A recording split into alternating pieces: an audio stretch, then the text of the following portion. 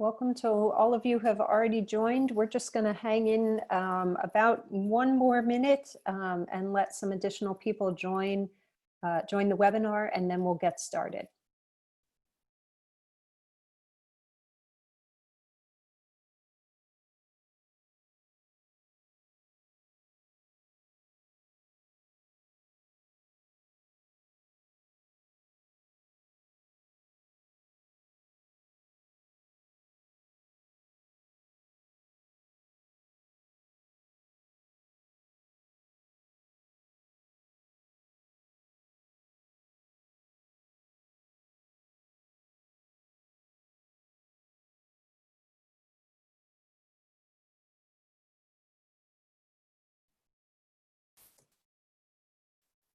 Okay, we'll go ahead and begin. Thanks everybody for joining us, and welcome to today's webinar on recovery in the Hispanic and Latinx community.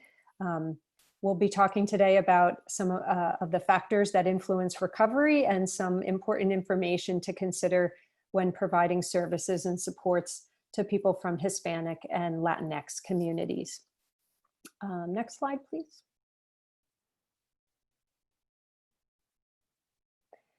Just to introduce myself and the center, my name is Ann Murphy, and I'm the co-director of the Northeast and Caribbean Mental Health Technology Transfer Center.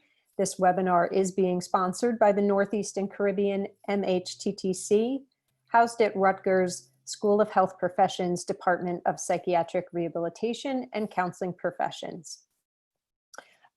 Just to tell you a little bit about our center, the Northeast and Caribbean MHTTC is funded by SAMHSA, the Substance Abuse and Mental Health Services Administration, to enhance the capacity of the behavioral health and other related workforces to deliver evidence-based and empirically supported practices to individuals with mental health conditions. We encourage you to visit our website, mhttc.network.org.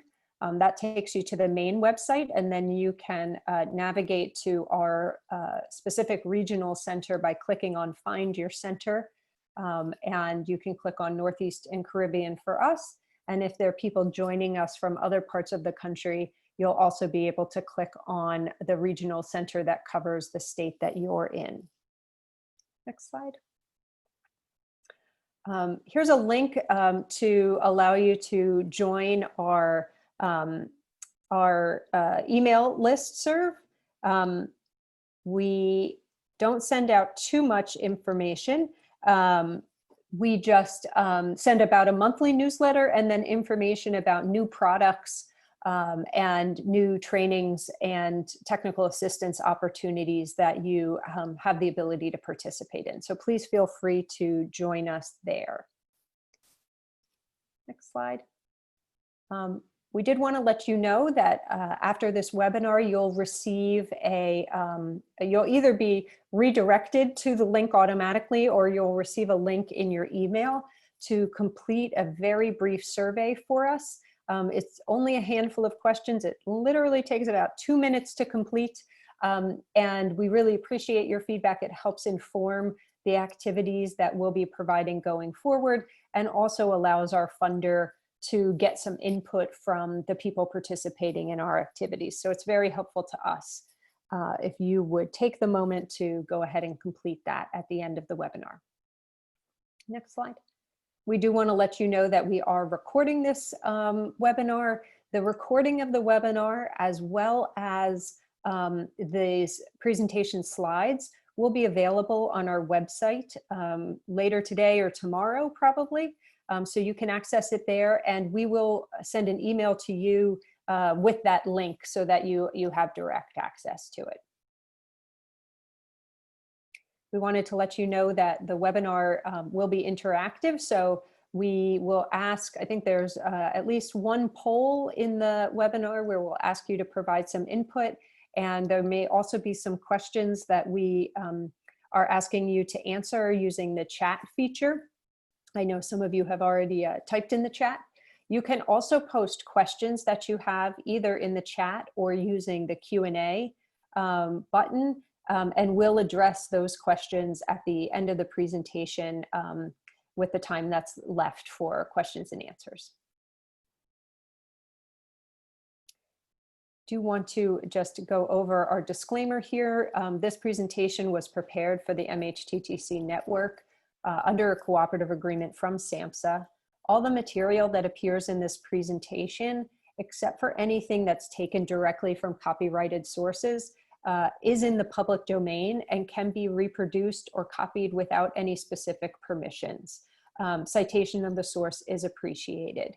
You are not allowed, however, to reproduce or distribute any of this for a fee without specific authorization. This presentation, as I mentioned, will be recorded and posted on our website. At the time of the presentation, Dr. Eleanor McCants-Katz is currently serving as the SAMHSA Assistant Secretary, and any opinions expressed herein are the views of the presenters and don't reflect the official position of the Department of Health and Human Services or SAMHSA. Next slide. So we can get into it now here. We have two wonderful presenters with us today. I'll introduce them briefly before I turn it over to them. We have Katy Rivera, who is the project coordinator for the Northeast and Caribbean Mental Health Technology Transfer Center. She comes to the MHTTC from a large community-based behavioral health organization where she managed treatment teams and coordinated services for people living with serious mental illnesses in employment and housing programs. She's presented training programs and managed large community-based events. Most recently, she presented on cultural considerations for mental health services within the Latino community at the New Jersey Psychiatric Rehabilitation Association annual conference, as well as trauma-informed care for adolescents at a youth conference in the US Virgin Islands. Her research interests include acculturation and its impact on mental health, as well as trauma-informed care. Katy is a leader in the Latinx community, serving as co-chair on the advisory board of the Center for Latino Arts and Culture at Rutgers University, and also serves as an undergraduate and graduate student mentor for students from disadvantaged backgrounds. We also have Sonia Rodriguez Marto. She's a licensed professional counselor, a national certified counselor, and an approved clinical supervisor. She's co-owner of the Center for Interpersonal Wellness, a small private practice located in Watchung, New Jersey. She's also the director of school and community-based programs at Rutgers University, where she provides oversight to various programs focused on professional development and providing intensive mental health services to at-risk youth in school and community settings. She's presented on a variety of workshops on various topics related to stress and anxiety, suicide assessment and non-suicidal self-injury, trauma and resiliency, and multicultural issues in psychology. Her clinical and research interests are within the areas of acculturation among Latino populations, multicultural factors in counseling, working with teens and young adults on life transitions and career exploration, self-injurious behavior and at-risk assessments, sexual abuse, trauma, and factors related to resiliency. We're very happy to have both of them with us today, and I will go ahead and turn it over to Katy now to begin the program.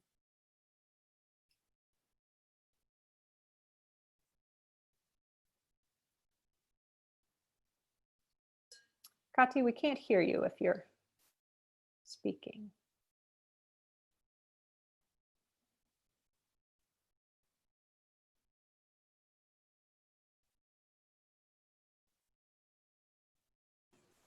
Oh, hello, everyone. Thank you, Anne. Hello. Hello, everyone, and welcome. Thank you for joining us today. So today, our main objectives for this webinar is to review the terminology used to describe the Hispanic and Latinx demographic, identify the cultural aspects that may affect mental health in the Latinx community, discuss the impact of culture, gender roles, religion, spirituality, and acculturation in the recovery process, identify strategies to make counseling culturally sensitive, identify interventions that are considered best practices for counseling. So before we begin, I'd like to just get a feel of who's joining us today. In the chat box, please share where you're joining us from. I see here that we have guests that are joining us from Atlanta, Georgia, as well as Ventura County. I assume that's in California, Santa Cruz, Long Island, New York, Michigan, Connecticut, Lebanon, Pennsylvania. Wonderful. All the way from Oregon. Thank you everyone. Thank you for your time. Arizona, I see. Washington, D.C. Okay, wonderful. Well, thank you. So I would like to begin by asking you to take a look at these photographs. Many of you may recognize these artistic icons. We have, if you can recognize them, Pablo Picasso, Frida Kahlo, and celebrated author Isabel Allende. What they all have in common is their experience with mental illness. Frida Kahlo's work was a reflection of the traumatic events in her life that ultimately inspired and fueled her passion that created her artwork. As a young adult, after her right leg was amputated due to gangrene, it was reported that Kahlo became severely depressed and anxious, causing her to rely on and ultimately become dependent on opioid medications. After her marriage to Diego Rivera, another Mexican artist, Kahlo attempted suicide after learning that her husband had cheated on her. Next, we have Chilean author Isabel Allende. After the death of her daughter, the author fell into a deep depression she thought that she would never climb out of. Allende once described her grief as, and I quote, "If you had told me the day before she fell into the coma that such a thing was going to happen, and if I had known the amount of pain I would have to endure, I would have killed myself because I would have thought I would never be able to survive this thing. And I wouldn't have wanted to survive. I would have wanted to die before," end quote. She lived with depression, and she attributes her gift of writing as a coping mechanism that helped in her recovery and healing. And then next to Isabel Allende, we have Pablo Picasso, the famous Spanish painter and sculptor who was one of the most influential 20th century artists in the world, was known to have lived with bipolar disorder throughout his life. There were long periods in Picasso's life as an artist where he translated his emotions into artwork through colors and the style of his paintings and artwork. Historians mark the years of 1901 and through 1904 as Picasso's blue period, where he used the color blue to convey emotions of coldness, misery, and despair. And shortly after that, the colors were transitioned into the brighter, warmer tone, and art historians call this the Rose period of 1904 to 1906. So now, to get a better sense of our audience, could you please take the following poll? Remember, there are no right or wrong answers. We would just like to see which of the following terms are predominantly used in your line of work. We have as options Hispanic, Latino, and/or Latina, Latinx, or other. So Kati, we're getting responses in. I'm just going to give it another couple seconds here for people to respond. Thank you. Okay, looks like we have most of the results. Okay, so it appears that Hispanic, which is expected, is still very used predominantly within the mainstream culture and society. And then we also have second to Hispanic, Latino, and Latina. And then, we have Latinx as well as other. And I'm assuming other could also refer to someone who would like to be identified as someone from their native country, or even if they are of mixed race, they can identify as both. So thank you so much for taking this poll. It was definitely as we had expected. So who are Hispanics, Latinos, and Latinxs? Let's define what these terms mean, and I will share some history behind these terms. Hispanic and Latino are often used interchangeably, though they mean two different things. Hispanic refers to people who speak Spanish and/or are descended from Spanish-speaking populations and nations, while Latino refers to people who are from or descended from people from Latin America. Since Hispanic specifically refers to the Spanish language that their ancestors spoke, it also refers to an element of culture. This means that as an identity category, it is closest to the definition of ethnicity, which groups people based on shared common culture. However, people of many different ethnicities can identify as Hispanic, so it's broader than ethnicity. Let's consider that people who originate from Mexico, the Dominican Republic, and Puerto Rico will have come from very different cultural backgrounds, accepting their language and possibly their religion. Because of this, many people consider Hispanics today equate their ethnicity with their or their ancestors' country of origin, or with an ethnic group within this country. Reports indicate that the term Hispanic came into use by the United States government during Richard Nixon's presidency from 1968 to 1974, where it first appeared on the US Census in 1980 as a question prompting the census taker to determine whether or not the person was of Spanish or Hispanic origin. Hispanic are most commonly used in Eastern US, including Florida and Texas. People of all different races identify as Hispanic, including white people. The term Latino, unlike Hispanic, which refers to a language, is a term that refers to geography. It is used to signify that a person is from or descended from people from Latin America. It is in fact a shortened form of the Spanish phrase Latinoamericano, Latin American in English. Like Hispanic, Latino does not technically speaking refer to race. Anybody from Central or South America and the Caribbean can be described as Latino. Within that group, like within Hispanic, there are a variety of races. Latinos can be white, black, indigenous American, mestizo, mixed, and even of Asian descent. Latinx is a gender-neutral term used in place of Latino or Latina to refer to a person of Latin American descent. Using the term Latinx to refer to all people of Latin American descent has become more common as members of the LGBTQ+ community and its advocates have embraced this label. The gendered structure of the Spanish language has made Latinx both an inclusive and controversial term. The word was created as a gender-neutral alternative to Latinos, not only to better include those who are gender fluid, but also to push back on the inherently masculine term used to describe all genders in the Spanish language. Even though Latinos technically refers to all genders of Latin American descent, it's still a masculine word in Spanish. For example, a group of females would be called Latinas and a group of males would be called Latinos. However, a group of males and females of Latin American descent would revert to the masculine Latino. So let's take a look at some demographics. Hispanic and Latinx account for 16.7% of our national population, or around 52 million people.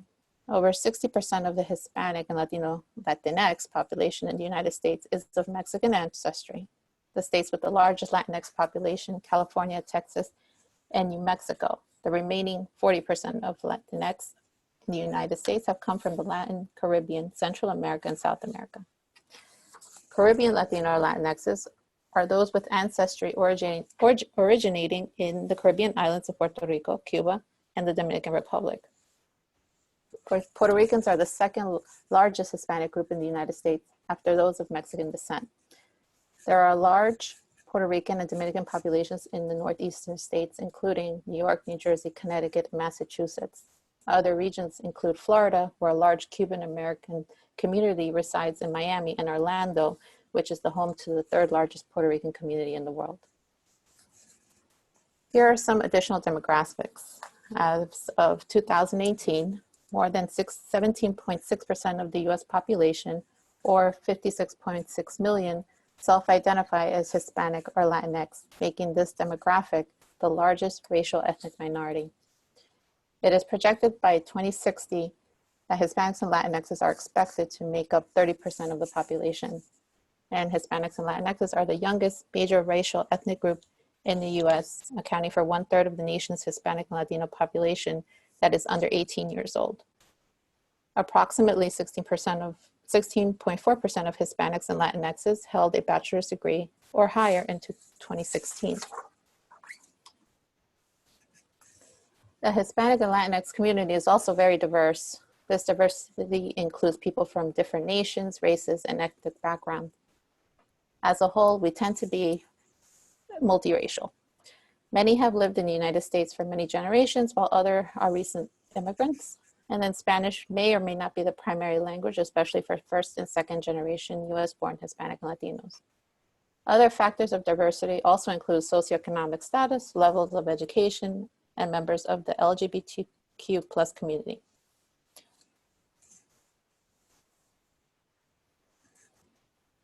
So here are some information, a broad overview on mental health and where we are right now. According to the National Alliance on Mental Illness, generally in the Hispanic and Latinx community, the most common mental health conditions are generalized anxiety disorder, major depression, post-traumatic stress disorder, or PTSD, and excessive use of alcohol and drugs. Additionally, suicide is a concern for Latino youth. While Latino communities show similar susceptibility to mental illness as the general population, unfortunately, the Latinx community experience disparities in access to treatment and in the quality of treatment they receive. This inequality puts them at a higher risk for more severe and persistent forms of mental health conditions. Approximately 33% of Latino adults with mental illnesses receive treatment each year compared to the US average of 43%. Without treatment, certain mental health conditions can worsen and become disabling.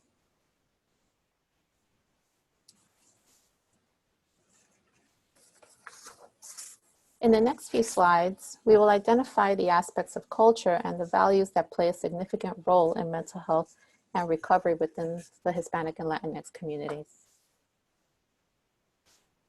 Let's begin with family structures. Most are patriarchal, with very strong matriarchal influences regarding family upbringing. For example, child rearing, matters regarding the home, and other gender-specific roles are mostly fall under the matriarchal influences. Most households are multi-generational and have an expanded nuclear family to include grandparents, uncles, aunts, cousins, nieces, and nephews. The oldest sibling is usually in the caretaking position of siblings and grandparents. It's very common to see multi-generational families within the Latino community.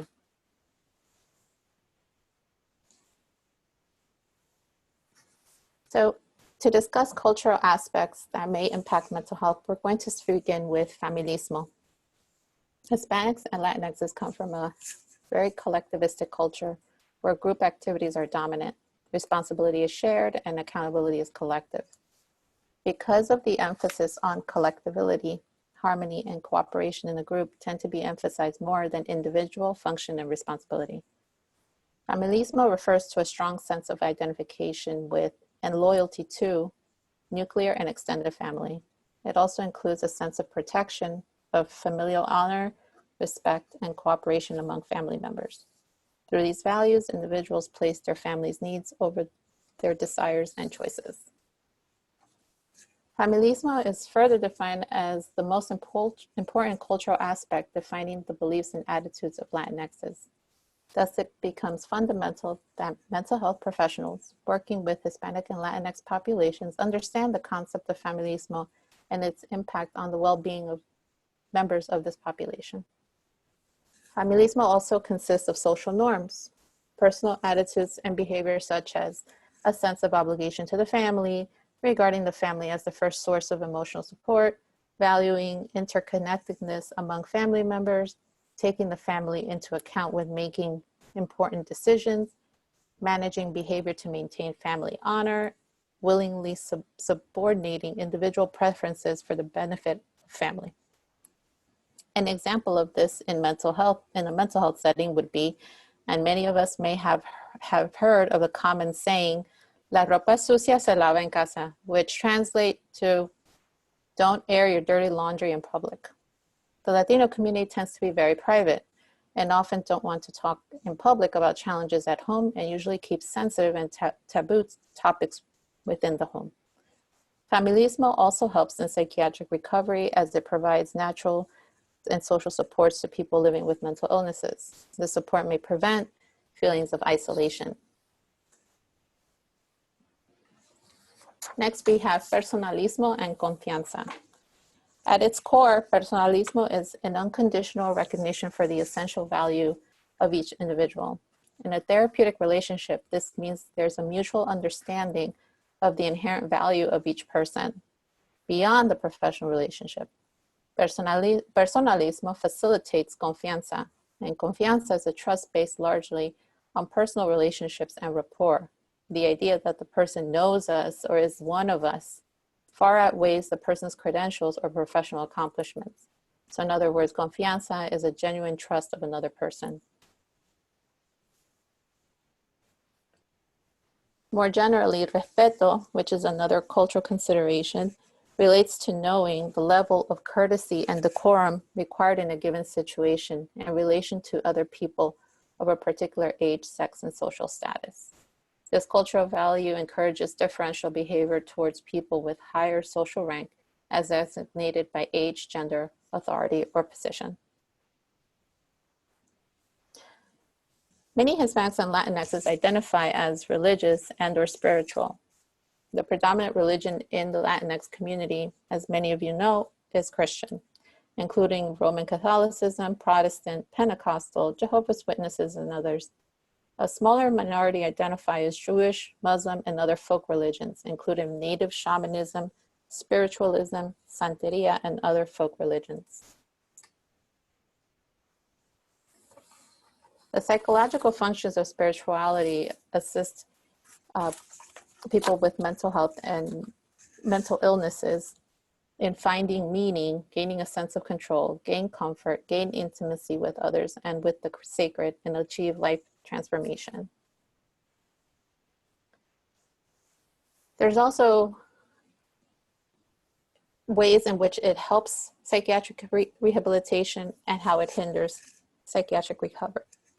Many faith-based communities have a basic understanding of mental illness, and for the most part will refer someone to professional help if necessary.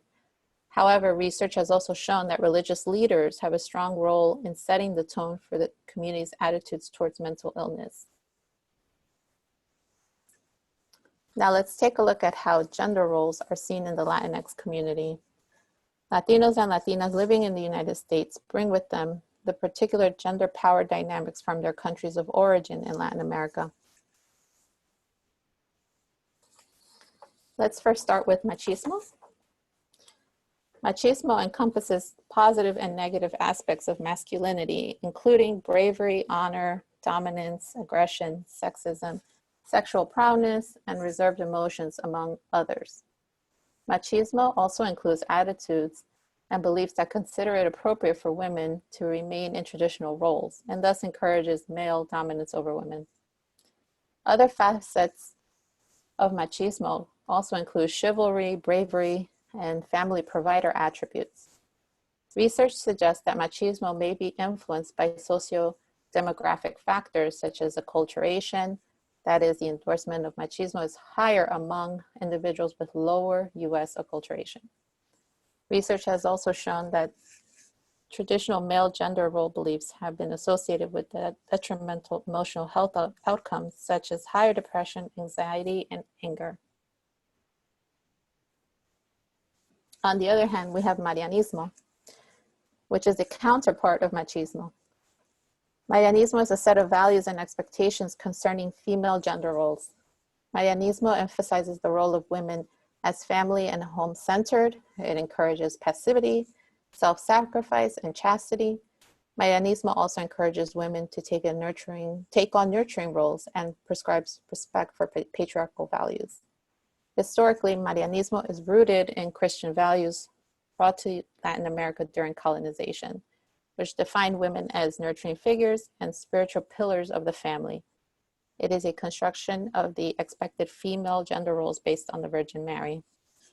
Research suggests that the cultural gender role of Marianismo may be associated with health outcomes in Hispanic and Latinx women, including decreased emotional well-being and increased symptoms of depression.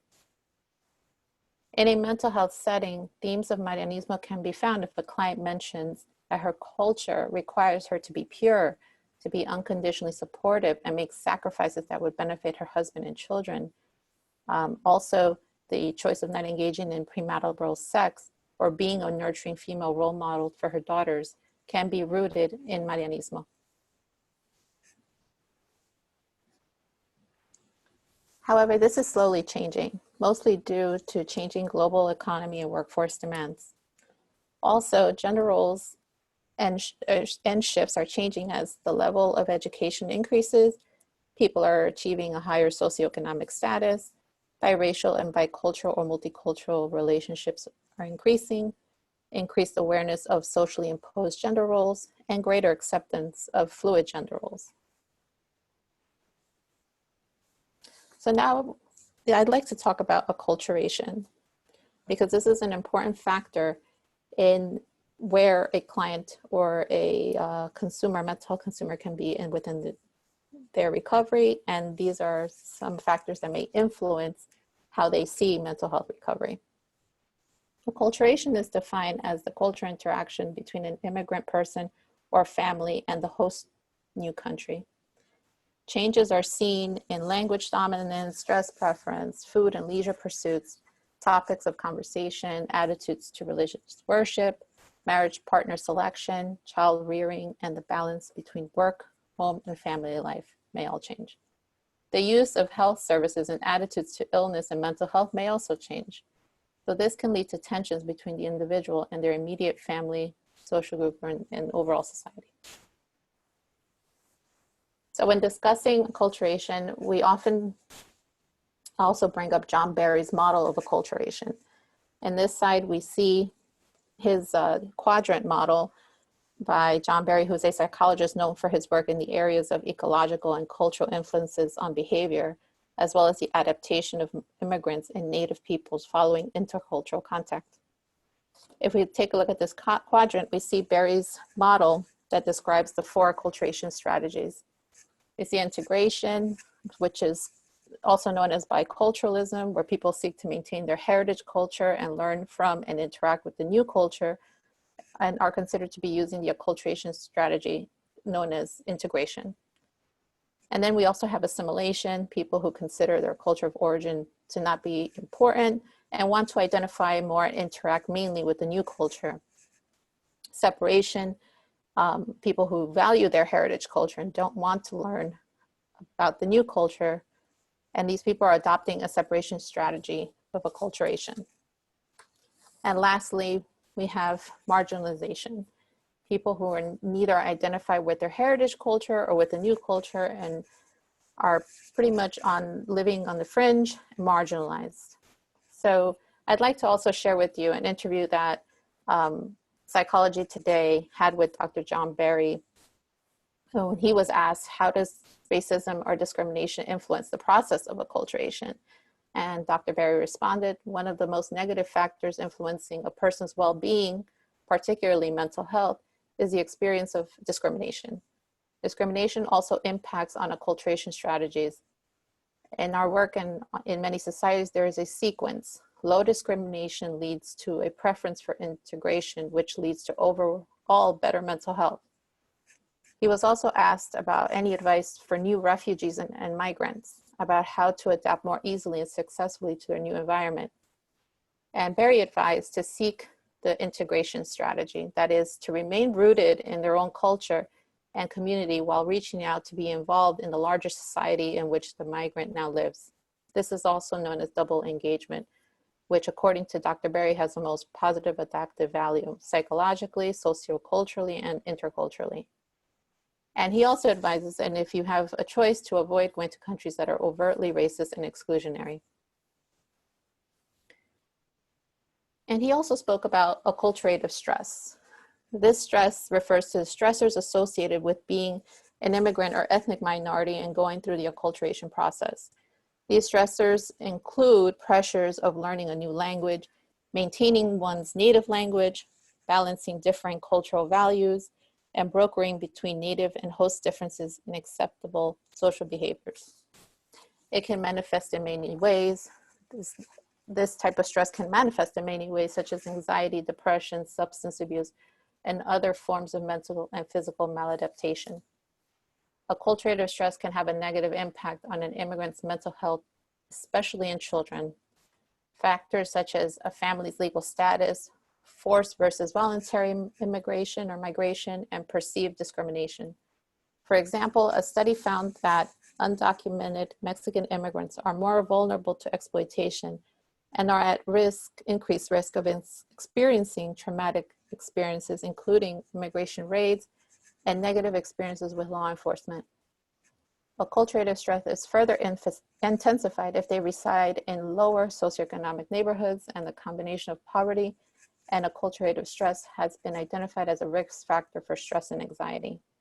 The impact of these stressors can often be buffered by multiple protective factors, including family and natural social supports. So how can we help? Let's discuss cultural humility, which is very different from cultural competence, which was the goal in past trainings and capacity building workshops. Cultural humility is rather new. This differs greatly from cultural competence. Cultural competence implies a discrete endpoint. In contrast, cultural humility is a commitment for active engagement in the process of focusing on self-humility rather than achieving a state of knowledge or awareness. Lifelong learning and critical self-reflection. It wants the practitioner or the provider to recognize and challenge power imbalances. It also includes community-based research and advocacy, with the overall goal to increase the quality of their interactions with the clients and community members. Some recommendations for mental health professionals include leading with the intention to establish a safe and trusting rapport, and know that this may take longer than their white counterparts. Allow them to explain a client's heritage and background, ask them how they would like to be identified and addressed, and understand that a professional may be seen as an authority figure, therefore communication might be limited. They may also see a provider as someone in authority or an expert and in their course of treatment, and may often defer to your opinion. And it also asks a provider to explain the course of treatment as well as the expectations so that they're aware of their active role in recovery. So before moving forward, in the chat box, I just wanted to generally ask, in your experience, which of the cultural factors mentioned had the most impact on mental health recovery? Please share in the chat box.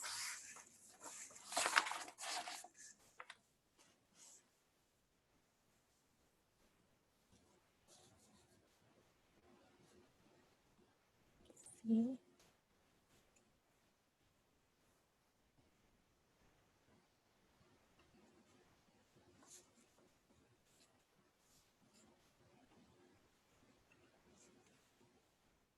It's different. Okay, we have someone who's saying it's different for everyone. Do you mean personally? Okay. Acculturation, assimilation, from what they've seen, discrimination, machismo, men having difficulty admitting fault and will not accept help. Okay, stigma, absolutely. Thank you. Immigration, yes, the stressors with immigration. Most of them, thank you. Language and cultural values, okay, respect. Well, thank you, everyone. It appears that the cultural themes that we discussed apply to most of the experiences that you've had. So I will now turn the webinar presentation over to Sonia.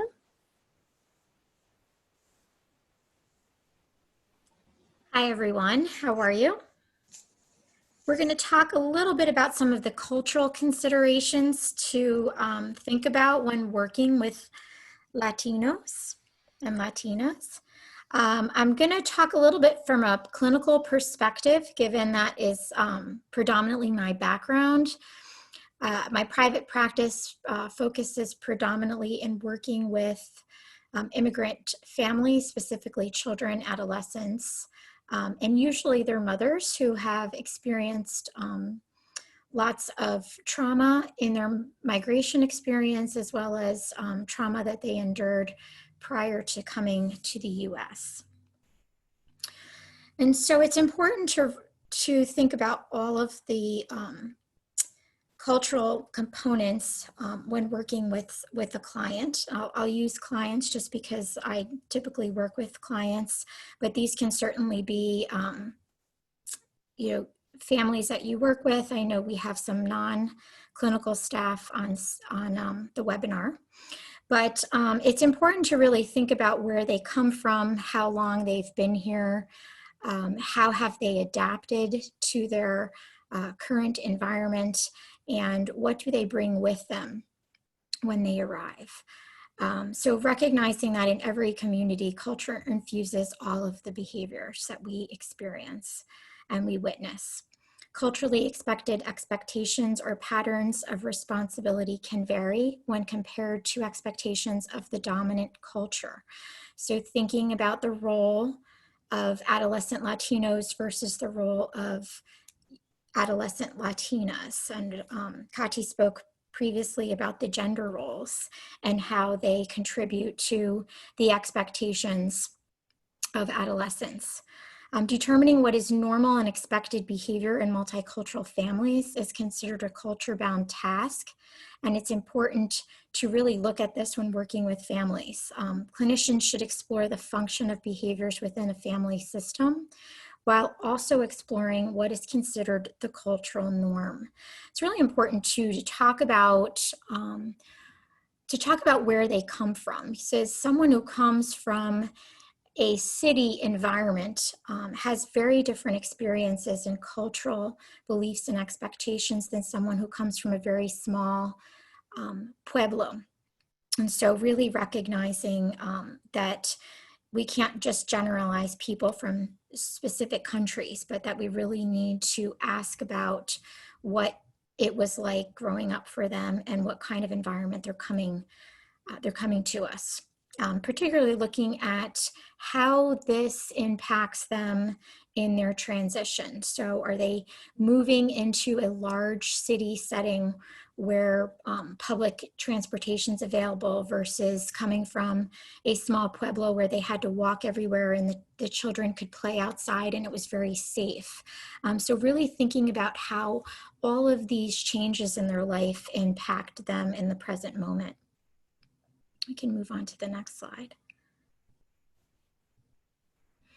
So some of the questions to consider when working with immigrant populations, we want to really ask about the extent of their acculturation within the mainstream society.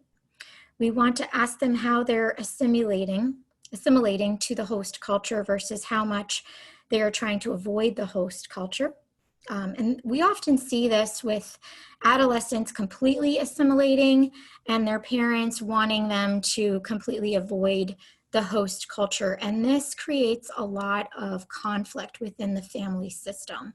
This is something I particularly see in my work with families where it's so important for the adolescent to feel like they belong and fit in to the American culture, whereas the parents are really holding on to their dominant culture and wanting their child to do the same. And it creates a tremendous amount of conflict. And the adolescent then chooses to separate from the family system at times and wanting to completely ignore their dominant culture. We want to ask about whether or not they feel marginalized. We want to see if they are embracing the culture and at the same time maintaining their own identity. And this is something that can be very, very difficult, particularly with adolescents who are going through this period of figuring out who they are, what's important to them, and fitting in is super important for them. So this comes up a lot. And how can they embrace the host culture while at the same time maintaining their own cultural identity? So this becomes a critical part of the work that we do. We want to ask about how familiar the individual is with the Western cultural norms, right? So sometimes, particularly with adolescents, again, that's usually my experience, they don't always know that something is considered a norm, so they'll ask about this and they'll say, my friends are doing this and it seems weird to me. So really, educating them about what are some of the cultural norms in Western culture. How much time has the individual spent in the US? So this is important. And sometimes we'll hear that families have been here for 20 years, yet the elders do not speak English and they choose not to come out of their small community because they don't yet understand the culture. They feel comfortable staying in their little area. So sometimes, even if they've been here for a long time, it could also mean that they still haven't fully assimilated into the host culture. And then certainly looking at language issues or any language barriers.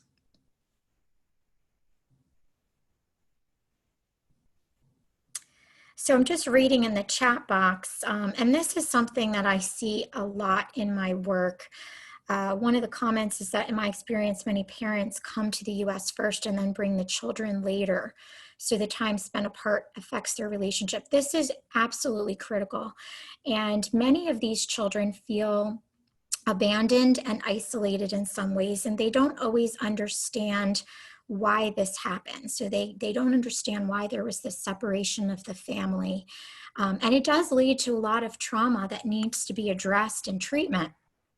And so really educating the children and adolescents about why this needed to occur, and recognizing what their parent perspective might have been, that usually the parents want to come and stabilize the home, find jobs, and to create an environment that they feel comfortable for their children to come.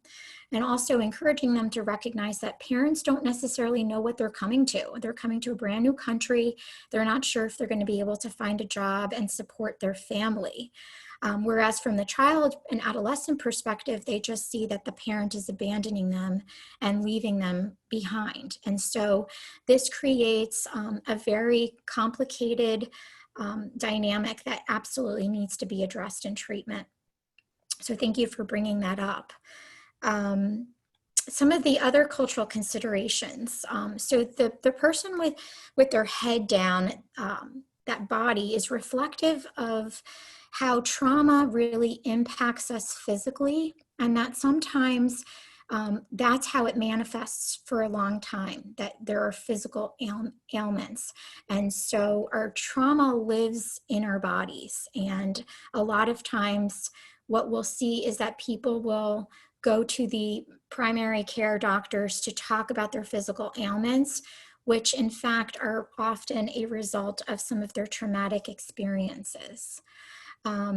Sometimes too, we also recognize that they don't have words to talk about their experiences or how they're feeling.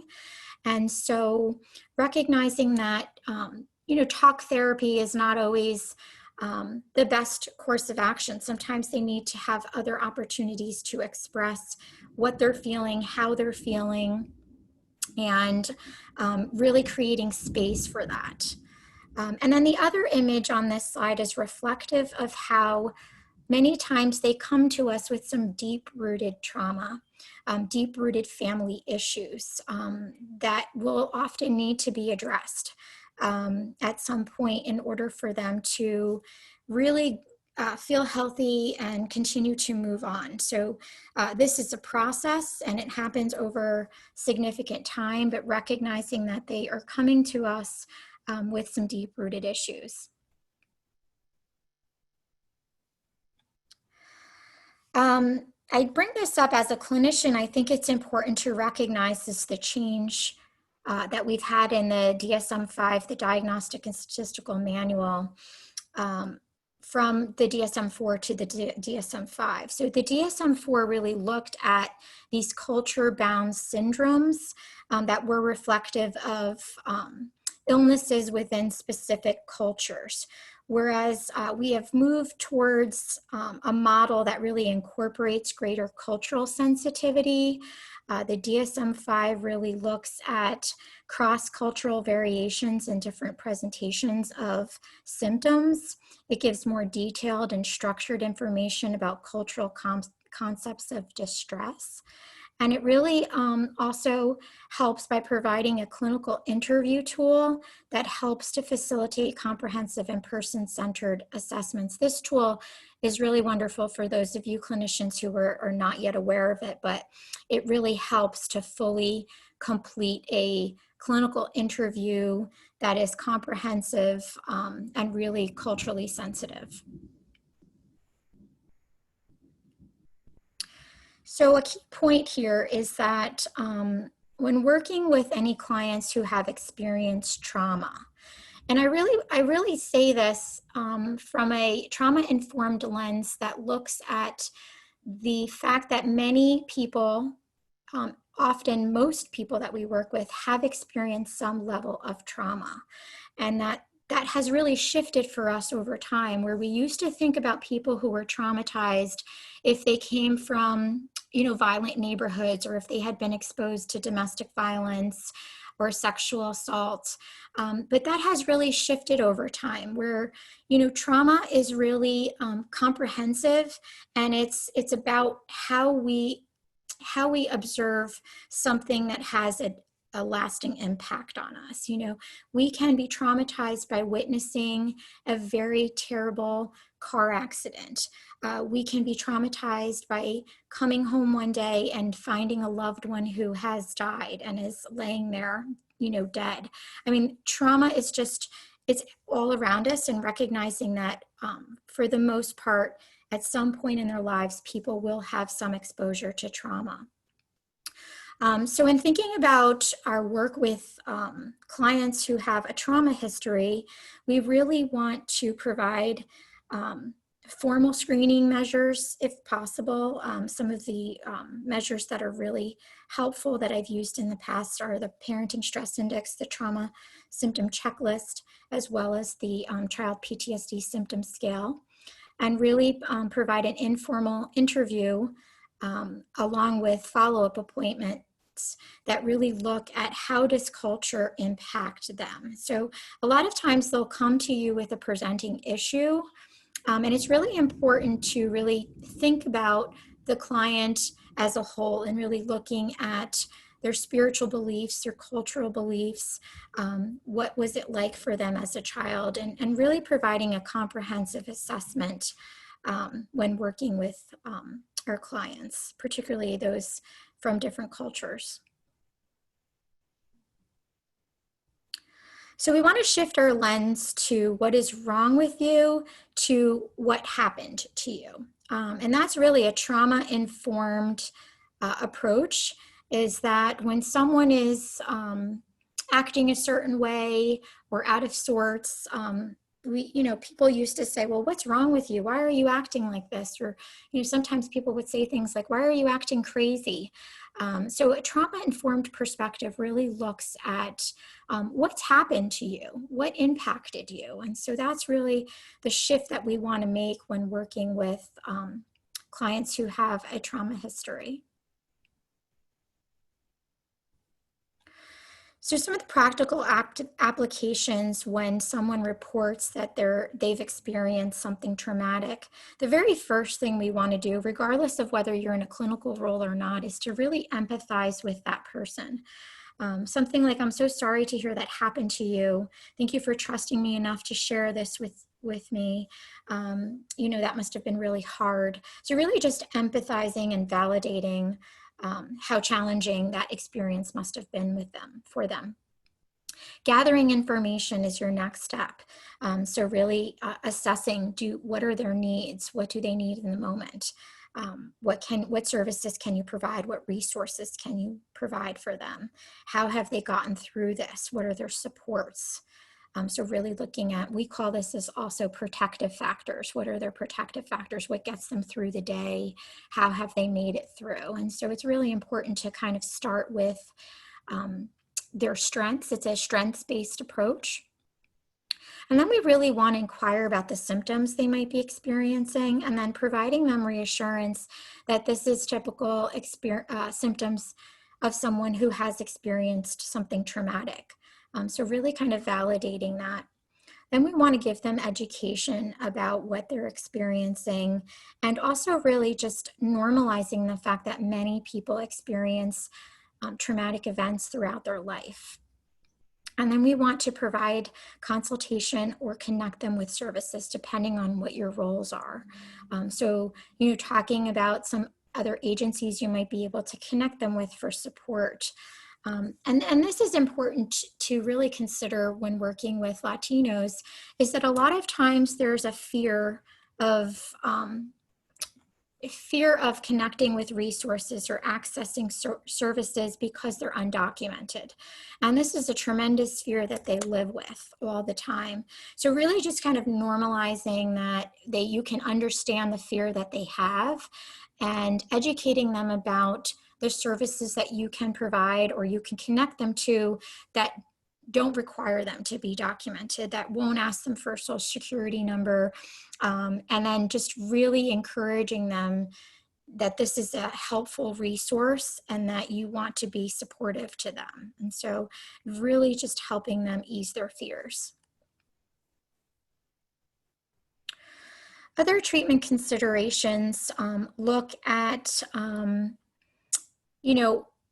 whenever possible, is finding a healthcare provider that speaks their language and really understands their culture. And it's interesting because I also speak Portuguese, and I do therapy in Spanish as well. And I'll often have people call me who are fluent English speakers, but want to come to somebody who also understands their native language. And what they'll often say is, sometimes when I'm expressing myself, I want to be able to express myself in my native language. And that's really important to them.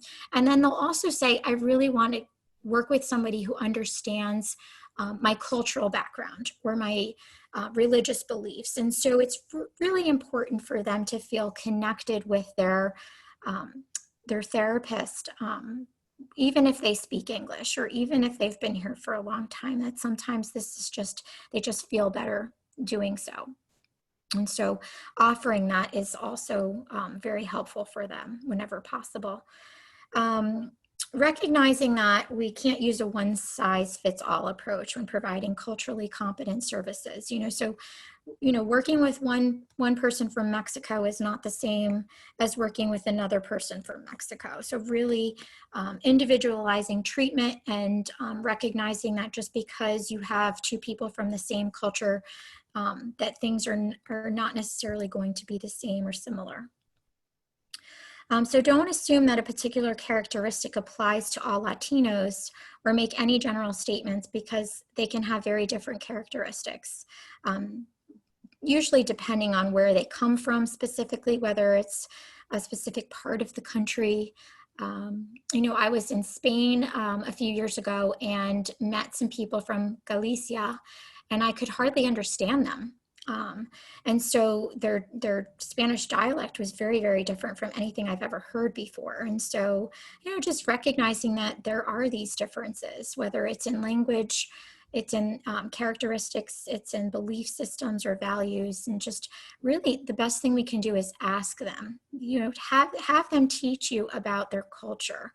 And not make assumptions. That's the best thing that you can do, regardless of what kind of work you do. It's just, encourage them to tell you a little bit about their culture and their beliefs. We can move on to the next slide. Great. We want to obtain information about variations within clinical presentation of specific disorders. So, sometimes they'll make statements like an ataque de nervios. What does that really mean? And really asking them to explain what they're feeling, because sometimes they'll use certain language, and you really want to tease that out and figure out, what does that really mean for them? Tell them to explain the symptoms that they're having, how often how often they're having these symptoms, and how it impacts them. How frequent are they? You want to familiarize yourself with culture-bound syndromes. We've talked about that before as well. Creating a cultural formulation. Again, there's really great examples online, especially in the DSM-5, about how to create a cultural formulation for culturally diverse clients that you work with. And this is really helpful in assessing determining their proper treatment goals and making accurate assessments of what they might be experiencing or dealing with.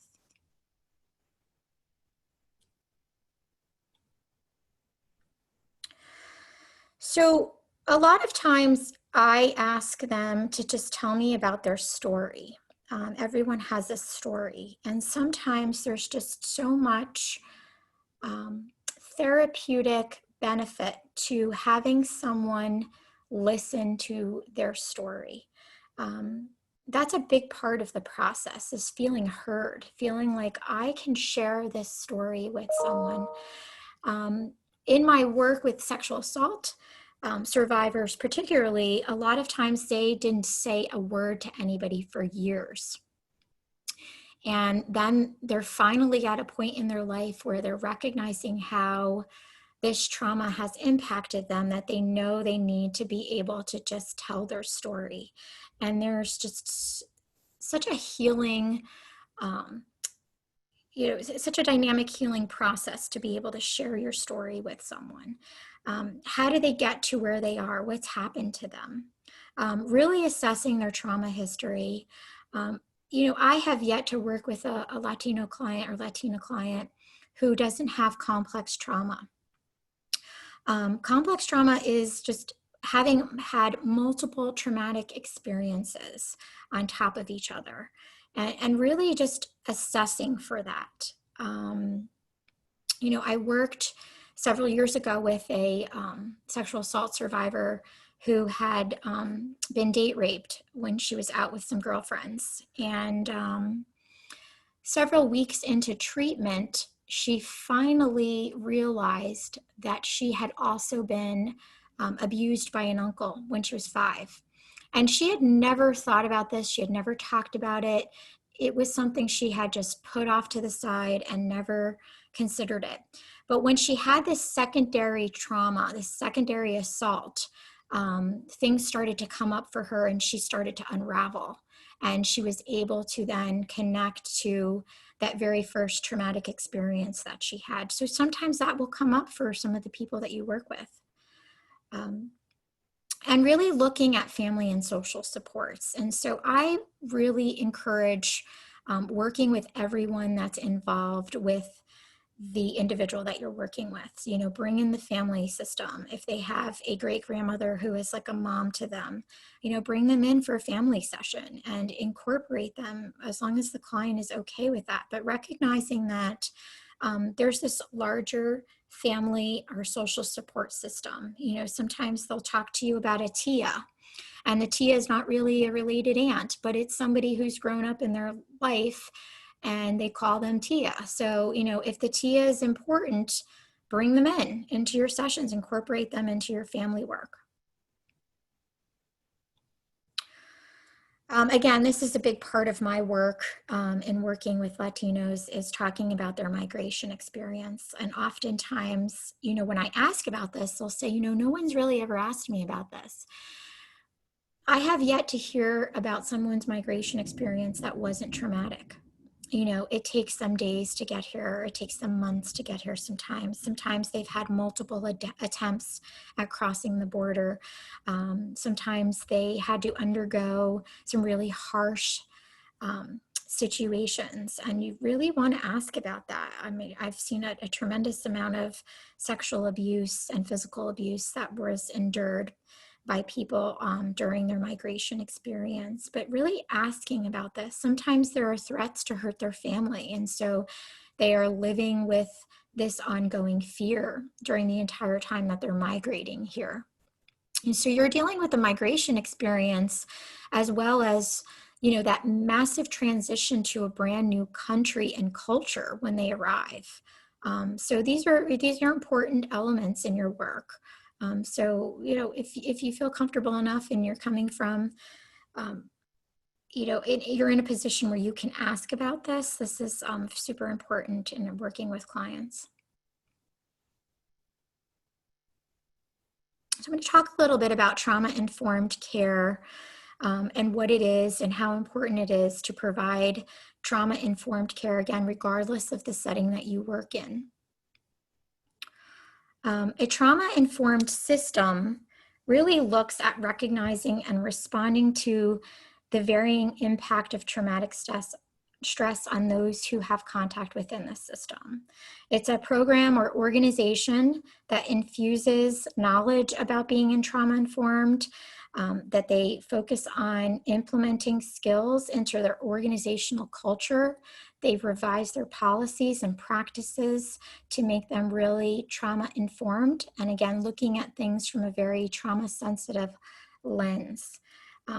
The agency or system acts in collaboration using best available science to support the resilience and recovery of the people that they work with. A trauma-informed clinician is aware and assesses for the trauma experiences that their clients have had and what the impact is on them, their family, their past life, and their present life. And when they can, they cultivate an environment of safety. Safety is key. A client and anybody that you work with needs to feel safe in the environment that you're in, as well as safe with you. They need to feel like things are predictable, that they know exactly what to expect. So a lot of times in my work, they don't know about the therapeutic process. They have not been to therapy. What is therapy like in the US? And really talking about what that looks like, talking about creating a treatment plan and setting goals and assessing those goals over time. And so really explaining that and giving them this sense of predictability so they know exactly what to expect from the process or from the program that you're in, and really explaining that before you even start working with them. Clinicians, I'm sorry, can we just go back one more? Clinicians make an effort to promote resilience, and this is huge. This is a strengths-based approach. How have you gotten through it is really a big part of the work in resilience, is how have you gotten to this point so far, and looking at addressing any underlying issues that precipitate any maladaptive patterns of behavior, utilizing the strengths-based approach. The components of trauma-informed care, as I've been mentioning, is really completing accurate screening and assessment. I encourage all of the clinicians that I work with to really assess for trauma. A lot of times people will present with what looks like ADHD or bipolar disorder. And so they're often diagnosed with some of these things because they haven't accurately been assessed for trauma, because trauma can look like a lot of other things. And so it's really important to accurately assess for any past trauma. Providing evidence-based treatment options, so really looking at trauma-focused treatment, as well as collaboration and screening. You want to look at that, getting feedback from other providers, and also really looking at, is everyone in the system that you work with trauma-informed? Does that mean that they are looking at every client or every individual that they work with from a trauma-focused lens, recognizing that we don't know what this person is walking in with when they walk in the door? I call this an invisible backpack, that everybody that we work with has an invisible backpack that they wear with everything that they've experienced, and recognizing that they're coming to us with that backpack, and our job is to really help them unload that backpack and feel like they're not alone and that they have the support that they need. The last part of being a trauma-informed care agency or system is to be able to really think about self-care of the people working within the system, and recognizing that we're all impacted by vicarious trauma, that we all take in we all take in this information from the people that we work with, and it weighs on us. And so recognizing that we need to take care of ourselves so that we can continue to take care of others.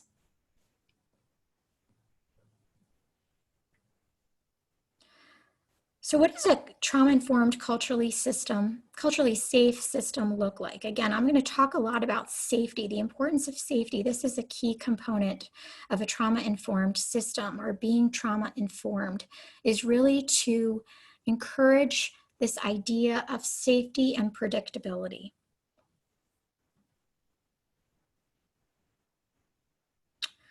So signs that we're not a culturally safe environment is that, you know, the individuals that we work with feel like they don't have services available to them. They deny that they have a problem, that there is a problem, because they don't want the services.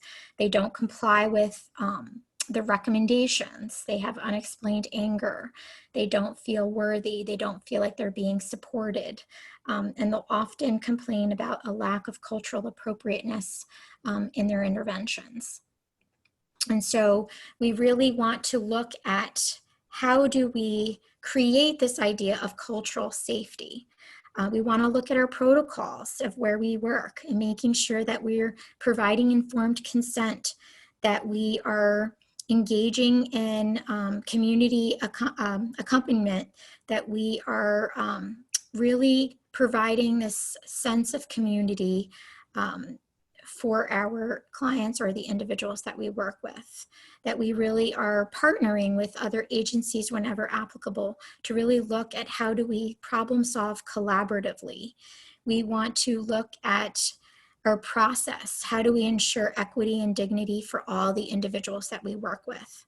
Listening is really important here. So how do we focus on listening to what the client's needs are and to how they present with us, to us. And then we want to have a positive purpose. We want to really be strengths-based. I've talked a lot about being strengths-based, building on their strengths. And that's a big part of the resiliency work too, is really focusing on the strengths and how they've gotten through rather than on the problems. And so it's very easy to focus on the problems that they're having. And a lot of times clients will come to us focused on the problem. So this is happening to me and I don't know what to do. And I have this going on. And sometimes it's really important to shift the perspective to what's the strength? How have you made it this far? How have you dealt with this in the past? What was helpful for you? And so really spending some time on that approach is a trauma-informed approach to working with individuals and families.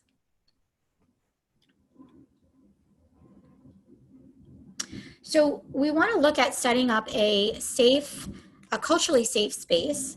So again, we've talked about when we're not providing a culturally safe space, we're providing our clients and individuals that we work with this lack of predictability, a loss of control, lack of perceived safety, and this negative worldview of themselves or others. And so this is what they come to us with. And we want to make sure that our role is to create an environment in a healthcare setting or a school setting or whatever setting it is that you work in, that we want to give them a sense of all of the contrasts to these potential negative cognitions. So again, if you take anything from today, it's really just creating this sense of a culturally safe environment for the people that you work with. So some of the takeaways for today is that a failure to acknowledge a client's cultural factors increases the risks of errors in our clinical decisions, as well as our case formulation. So we really need to look at all of the cultural considerations that we talked about and using cultural formulations for guidance when working with clients from different cultures. We want to familiarize ourselves with culture-bound syndromes and how that impacts the way clients see their illnesses or their symptoms. What have they been told about this? How do we frame things in a way that moves away from a problem-focused approach to a strengths-based approach? we want to acknowledge early on what are some of the potential barriers to treatment. Again, huge barriers to treatment for many of the Latinos are often lack of transportation, lack of insurance, fear of being found out that they're not here legally. So oftentimes they really just isolate themselves and they don't seek out support. And so we really want to acknowledge this early on. We want to be aware that clients from various cultural or racial backgrounds have very different perceptions about things such as eye contact, body language, open-ended questioning, all of these things that can impact their rapport building. So we're really thinking about all of the things that Kati and I talked about with regards to some of the cultural beliefs and how this might play into the work that you do and how they can establish rapport with you and recognize that you're a safe person for them. It's also really important to be mindful of the impact of vicarious trauma. I talked about that briefly, and setting aside time to take care of ourselves so that we can truly be present for our clients. Regardless of whether you're in a clinical setting or not, anytime that you work with health and you work in healthcare or in a social service agency, we often feel like it's more important sometimes to take care of others, and we forget about the importance of taking care of ourselves. So I think it's truly important to recognize how we can take care of ourselves and recognize how the information that we're receiving impacts us. I can tell you that I've heard some pretty horrific stories about some of these migration experiences. And regardless of how long I've been doing this for, it still impacts me. And that I have to really work at not taking that home with me or not letting it consume me. And so that's a huge challenge, but really just being mindful of the impact that the work that you're doing has on you and what you need to do to take care of yourself is critical. I'm a huge advocate for books and utilizing books and resources with my clients or sharing some of the tools that I find. And so these are just a handful of some of the books that have been very helpful in my work with Latino families and Latino youth. So just to give you that as a resource.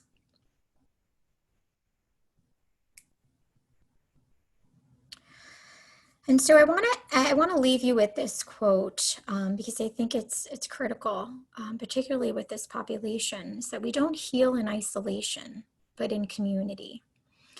And one of the things I've really found in my work with Latinos is that there is so much fear when they get here. And just so much that they're experiencing when they get to this new country that they often isolate themselves, and they don't necessarily always know that those around them are experiencing the same thing. And there's so much power to validating their experiences and their feelings and their symptoms, and in really just encouraging them to seek out support because they're not the only ones feeling that way, and that what they're feeling is very much a part of their experiences and in some ways similar to what others are experiencing as well. And so I think there's some tremendous power to having them connect with someone who can really validate their experiences. And I think we're going to open it up for some questions. Thank you, Kati and Sonia. Thank you so much for your presentation. I did just see in the Q&A there's a question about access to the PowerPoints, so we will be providing you with the PowerPoints as well as a recording, a link to the recording of this webinar, so you can look back at the books that Sonia just recommended and the other slides and share them with your colleagues. I do see a question in the chat box, which I will pose. If other people have questions, now is the time. So please feel free to go ahead and put them either in the Q&A or in the chat. But the question that's there is, what books would you recommend for young children? Books that promote positive self-identity and pride in their culture as they deal with the stresses of being bicultural and acculturation. don't know if either of you have Great, thoughts yeah, about that. great question. The play therapy book that I have posted could certainly address some of that, because with younger children, a lot of what they do is through play, and so they can express themselves either through play or through art. So they can certainly express some of the feelings they're having about being bicultural through play. So I have found that that book has been very helpful. Thank you. Anybody else have any questions at this time? So another question about resources for direct care staff of youth and adults. Do you all have any particular resources that you like that you want to share? If you don't have them off the top of your head, but have some, we can also try and make those available on our website. Sure, I'm going to just jump in here. You know, I think definitely trainings that direct care staff can go to about the impact of vicarious trauma. Also just what they bring to the table through their work, how they're impacted in their work with clients. So sometimes looking for some of those trainings. I'm not sure what state you are from. I do know that Rutgers has a number of trainings accessible, as well as for New York, okay. I would also say that making sure that staff have access to their employee assistant programs, sometimes that can be helpful for support for them. That could be another resource. Great, thank you. We have a couple more questions in the Q&A. When you mentioned talk therapy, I think this is to you, Sonia.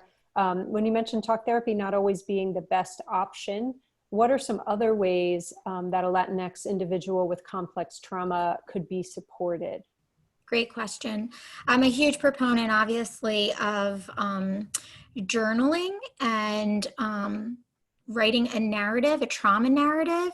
So that a lot of that work comes out of the TFCBT, trauma-focused CBT work, and they can certainly write a trauma narrative. A lot of the trauma work can come from artwork and also through play. I've done a lot of I've had some training in sand play, and adults, you know, can even work through their trauma through sand tray. So that can also be another alternative.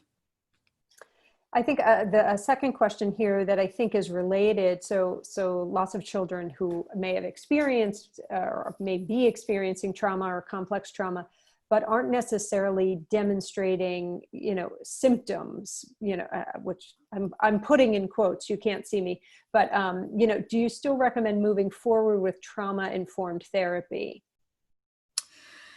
You know, a lot of times they don't have the words to express the trauma, or they don't necessarily recognize it. You know, I've done some work in inner cities where, you know, experiencing violence is a daily thing for them. So they don't necessarily recognize that as being traumatic because it's what they're used to. I think the best thing to do is to be able to just provide supportive environments and resources for them. A lot of times this is in the family work. So not necessarily in the specific work with children, but how do you support parents?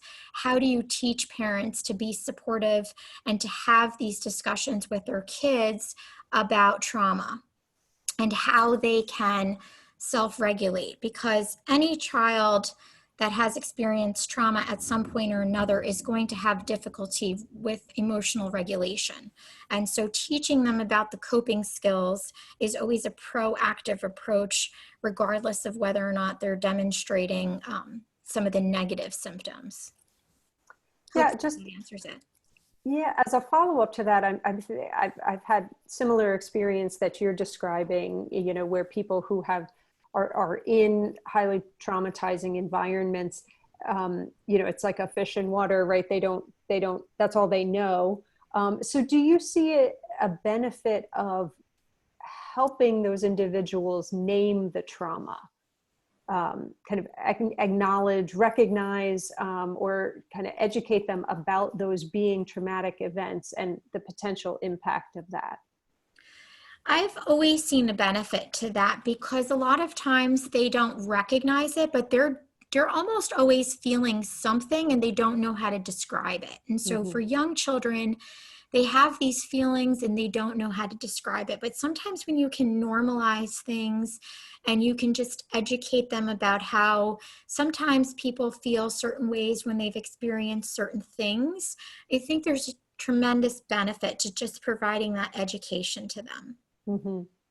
Yeah, and I was sort of thinking about that in terms of the question too about not demonstrating symptoms yet, that I think sometimes it comes out in various ways, right? So while it might not be a diagnosable, mental health condition or explicit mental health symptoms, it's still impacting them. They may not be able to name it, to articulate it or see it in that way. But as you mentioned, it's coming out, whether it's through emotion dysregulation or, challenge in coping. So absolutely. And that's the difference between externalizing symptoms versus internalizing symptoms. So we see the externalizing symptoms, which are the acting out behaviors, that emotional dysregulation. But when someone is struggling internally with these internalizing symptoms, we don't see that. That might be someone who's struggling on their own, and we don't necessarily get to see that. So it's really important to really have these conversations about trauma and about how we should respond to challenging emotions and teach coping skills early on. thank you. Well, that is all the questions that I have seen so far. I'll pose just for a moment in case there's anything else that people want to raise. I did see a comment that that the information was really great. There's just so much of it that they're sort of processing and taking it in. So I think that's probably also part of what's going on for the participants, just trying to take in all the really important information. So with that, I will say thank you again to our presenters. Thank you, Sonia and Kati, and thank you to all of the participants who have joined us today. I'll mention one more time that the slides and the recording of this will be posted on our website. You'll receive a link in your email to those. And I do encourage you, if you are willing, to just complete our very brief survey, so that we can get a little input from you. So thank you again, and I hope you all have a good rest of the day, and that you're able to stay safe and take some good care of yourself. Thank you again.